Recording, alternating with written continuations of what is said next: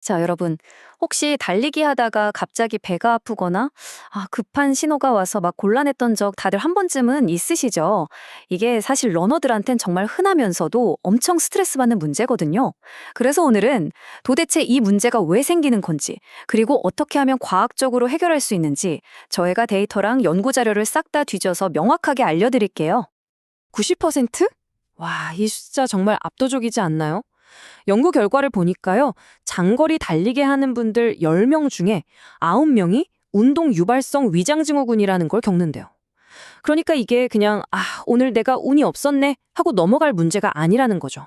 생각보다 훨씬 더 보편적인 문제라는 명백한 증거입니다. 네, 그럼 이 90%나 되는 러너들을 괴롭히는 이 불편한 녀석, 이 원치 않는 동반자의 정체가 대체 뭘까요? 우선 이게 정확히 어떤 증상을 말하는 건지부터 한번 짚고 넘어와 보죠. 이걸 공식적으로는 운동유발성 위장증후군, 줄여서 EIGS라고 부르는데요. 쉽게 말해서 러너스트롯이라고도 하죠. 증상도 정말 다양해요. 그냥 배가 좀 더부룩한 느낌부터 시작해서 막 쥐어짜는 듯한 경련, 심하면 설사까지 이 모든 걸 다 포함하는 개념이라고 보시면 됩니다. 아니, 그럼 도대체 왜 운동만 하면 이런 불편한 증상들이 나타나는 걸까요? 그 근본적인 원인을 파고 들어가 보면요. 바로 우리 몸속에서 벌어지는 아주 치열한 자원 경쟁, 바로 장 속의 혈류 쟁탈전 때문입니다. 이게 좀 복잡한 생리학 얘기 같지만 비유를 들면 정말 쉬워요. 자, 우리 소화계를 엄청나게 바쁜 레스토랑 주방이라고 한번 상상해 보세요. 그런데 갑자기 달리기를 시작해요. 그럼 우리 몸이 어떻게 하냐면 주방에서 일하던 핵심 인력, 그러니까 혈액이죠. 이 혈액을 싹 빼다가 지금 당장 더 급한 곳, 바로 우리 근육으로 보내버리는 거예요. 이게 실제로 우리 몸에서 일어나는 변화인데요. 정말 극적이에요. 우리가 편안하게 쉴 때는 혈액이 소화기관으로 충분히 가서 제 할 일을 하죠. 그런데 운동을 딱 시작하는 순간 혈액의 흐름이 완전히 방향을 틀어서 열심히 일하는 근육으로 쫙 쏠리는 겁니다. 그러니까 말 그대로 소화 기능과 운동 기능이 우리 몸 안에서 혈액이라는 한정된 자원을 두고 싸우는 거죠. 그리고 이 싸움의 결과를 보여주는 핵심 숫자가 바로 이겁니다. 80%. 이게 무슨 의미냐면요. 연구를 보니까 운동 강도가 가장 높을 때 우리 장으로 가는 피의 양이 무려 80%나 줄어들 수 있다는 거예요. 거의 근육 움직이려고 소화기관은 잠시 문 닫아라 하는 수준인 거죠. 정말 충격적인 수치예요. 그래서 나타나는 게 바로 러너스 설사 같은 건데요. 대부분은 일시적인 현상이에요. 그런데 이걸 그냥 가볍게만 보면 안 되는 게 아주 드물게는 더 심각한 문제의 신호일 수도 있거든요. 특히 만약에 이건 정말 중요한데 혈변 같은 증상이 보인다? 이건 극심한 혈류 감소 때문에 생기는 허혈성 대장염일 수도 있으니까요. 이럴 땐 무조건 병원에 가보셔야 합니다. 자, 그럼 이제 문제의 핵심 원인이 혈류 부족이라는 걸 알았으니까 해결책을 찾아봐야겠죠. 다행히 우리가 조절할 수 있는 것들이 있습니다. 객관적인 데이터를 바탕으로 가장 먼저 살펴볼 건 바로 식사 타이밍입니다. 이 데이터를 보면요, 아주 명확한 규칙이 나와요. 일종의 공식 같은 거죠. 만약 600칼로리가 넘는 좀 거한 식사를 했다면 최소 3시간에서 4시간은 기다려야 하고요. 300에서 600칼로리 정도의 보통 식사는 2시간에서 3시간 정도 소화시킬 시간이 필요한 거예요. 그러니까 내가 뭘 얼마나 먹었느냐랑 언제 뛰기 시작하느냐가 정말 직접적인 관련이 있다는 걸 이 데이터가 딱 보여주는 거죠. 그리고 먹는 양만큼이나 중요한 게 또 있습니다. 바로 뭘 먹었냐, 즉 영양소 구성이에요. 보시면 단순 탄수화물, 그러니까 스포츠 음료나 흰빵 같은 건 소화가 엄청 빨라요. 반면에 단백질이나 지방, 예를 들어 견과류나 치즈 같은 건 소화시키는 데 시간이 훨씬 오래 걸리죠. 그래서 달리기 직전에는 빨리 에너지로 쓸 수 있는 탄수화물이 가장 좋은 연료가 되는 겁니다. 자, 음식 타이밍만큼이나 어쩌면 그보다 더 중요할 수도 있는 게 바로 수분 보충입니다. 이번에도 역시 전문가들의 권장사항을 데이터 중심으로 한번 뜯어보면서 가장 똑똑한 수분 보충 전략은 뭔지 알아보겠습니다.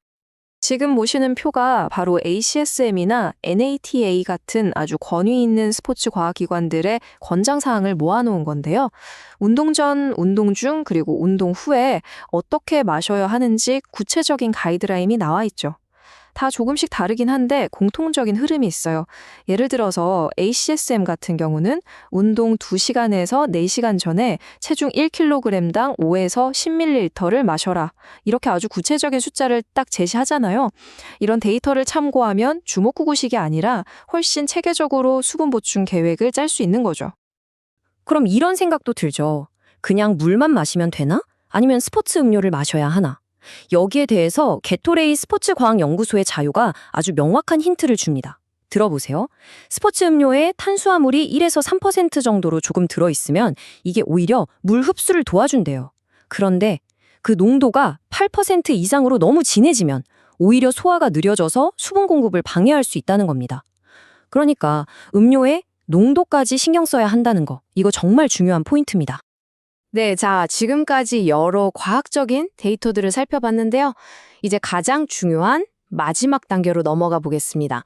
이 모든 정보를 바탕으로 어떻게 나만의 전략을 만들 것인가? 바로 그 개인화에 대한 이야기입니다.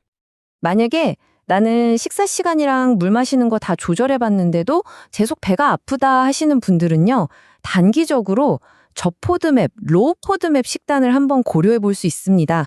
이 포드맵이라는 게 뭐냐면 쉽게 말해서 장에서 잘 흡수가 안 돼서 가스를 많이 만드는 특정 탄수화물들을 말하거든요. 바로 이런 음식들을 좀 줄여보는 전략이죠. 에이, 그게 효과가 있을까 싶으시죠? 이 그래프를 한번 보세요. 결과가 정말 놀랍습니다. 한 연구를 보니까 이 고포드맵 식품을 딱 하나 이상만 피했는데도 운동선수들 중에 무려 86.5%가 배 아픈 증상이 좋아졌다고 답했어요. 이건 특정 음식이 사람마다 얼마나 큰 영향을 미칠 수 있는지를 보여주는 아주 강력한 통계적인 증거라고 할 수 있습니다. 그래서 여러분이 겪는 증상에 따라서 이렇게 한번 시도해 볼 수 있는 거죠. 만약에 배에 경련이 자주 온다, 그러면 식사를 더 일찍 하거나 좀 더 소화가 잘 되는 단순 탄수화물을 먹어보는 거고요. 배에 가스가 차고 더부룩하다면 섬유질이나 식사량을 좀 줄여보는 시기예요. 하지만 이 모든 것보다 더 중요한 핵심 전략은 바로 이겁니다. 바로 음식 운동 일지를 쓰는 거예요. 꾸준히 기록해서 나한테 문제를 일으키는 진짜 원인이 뭔지 내 데이터를 가지고 직접 찾아내는 것.